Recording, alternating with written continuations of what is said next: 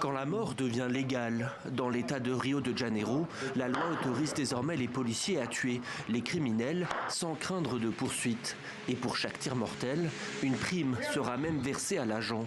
Derrière cette mesure choc, votée par l'Assemblée législative de l'État, un objectif affiché, éradiquer la criminalité, en particulier dans les favelas, ces quartiers pauvres, surpeuplés et gangrénés par les trafics.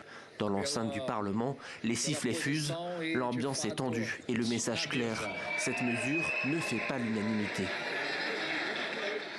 Ma recommandation repose sur le bon sens des députés qui défendent un bon policier neutralisant les criminels à Rio de Janeiro.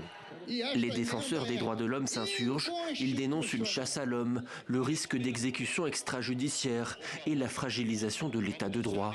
Où s'arrête la justice et où commence l'homicide? Les critiques pleuvent aussi dans les rues de Rio de Janeiro où de nombreux Brésiliens s'inquiètent.